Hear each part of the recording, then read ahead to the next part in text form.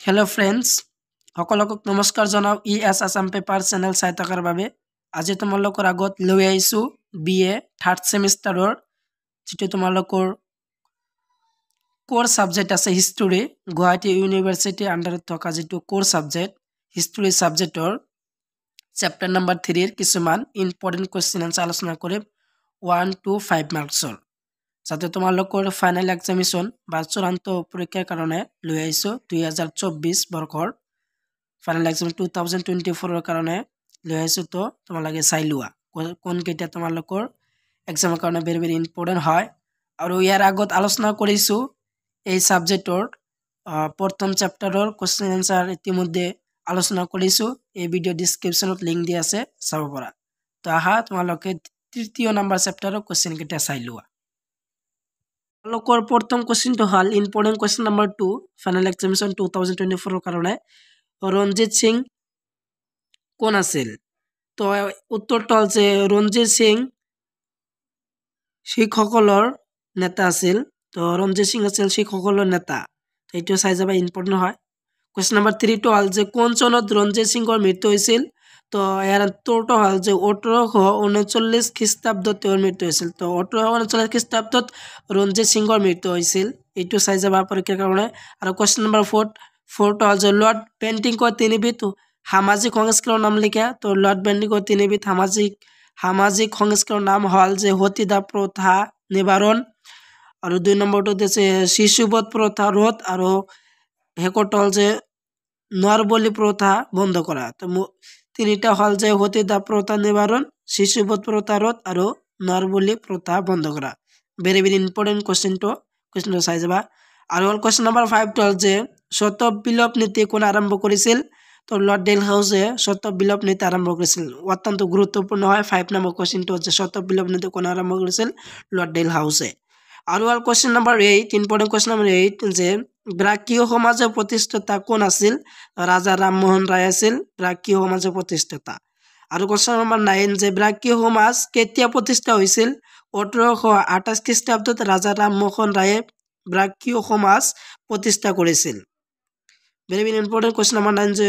ব্ৰাহ্মীয় সমাজ কেতিয়া প্ৰতিষ্ঠিত হৈছিল 1828 খ্ৰীষ্টাব্দত ৰাজা ৰামমোহন ৰায়ে ব্ৰাহ্মীয় সমাজ প্ৰতিষ্ঠা কৰিছিল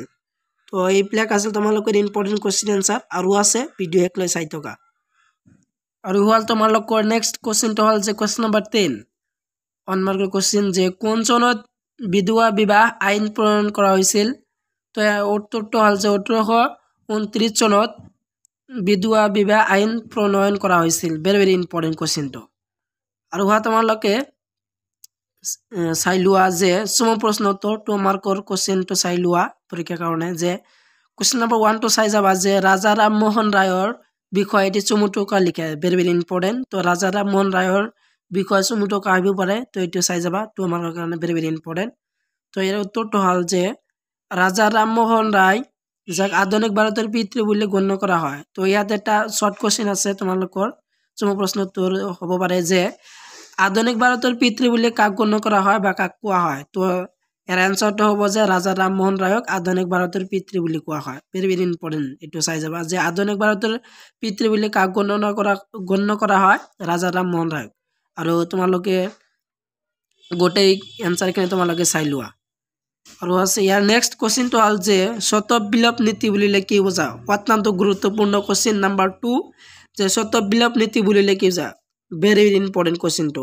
এইটো চাই যাবা তোমালোকৰ ফাইনাল এক্সাম 2024 ৰ কাৰণে very ইম্পৰ্টেন্ট যে শতক বিলোপ নীতি বুলিলে কি বুজায় তো এই আনসাৰ কিনে তোমালোকে চাই লোৱা আনসাৰ কিনে যেহেতু মই দি আছো তোমালোকক স্ক্ৰিনৰ পৰা চাই লবা আৰু এটা স্ক্ৰিনশ্বট মাৰি লবা আৰু নহলে তোমালোকৰ মডেল পেজ নম্বৰ 79 দিয়া আছে তাৰ পৰা চাই লব পাৰা মডেল পেজ নম্বৰ 79 তো আৰু আছে তোমালোকৰ কোৱেশ্চন ইম্পৰ্টেন্ট তো একলৈ চাই থকা ভিডিও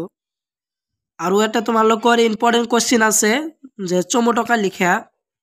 চমুটকাটো তোমালোকৰ 5 মাৰ্কৰ কাৰণে very ইম্পৰ্টেন্ট হয় তো চমুটকাটো হল যে ক নম্বৰ যে 1809 চনত অমৃতসৰৰ সন্ধি তো 1809 চনৰ অমৃতসৰৰ সন্ধি বিষয় চমুটকা আহিব পাৰে তো এইটো চাই যাবা তোমালোকৰ পৰীক্ষাৰ কাৰণে অত্যন্ত গুৰুত্বপূৰ্ণ হয় 80 পেজত দিয়া আছে মডেল পেজ নম্বৰ 80 তে আছে তো ইয়াৰ সম্পূৰ্ণ এনচাৰখিনি তোমালোকে চাই লোৱা যিটো দি আছো ইয়ে আছিল তোমালোকৰ চমুটকা প্ৰথম চমুটকাৰ এনচাৰ যে 1809 চনৰ অমিত হৰৰ সন্ধি আৰু আছে হিপষ্টেড তো হিপষ্টেড এখানে তোমালোকে চাই লোৱা এই আছিল তোমালোকৰ প্ৰথম চমুটকাৰ সম্পূৰ্ণ এনচাৰ যে 1809 চনৰ অমিত হৰৰ সন্ধিৰ চমুটকাৰ সম্পূৰ্ণ এনচাৰ এইখিনি আছিল 5 মাৰ্কৰ কাৰণে ইম্পৰ্টেণ্ট হয় আৰু এটা আছে তোমালোকৰ চমুটকা খ নম্বৰ চমুটকাটো চাই যাবা খ নম্বৰ চমুটকাটো হল যে ইংৰাজৰ আফগান নীতি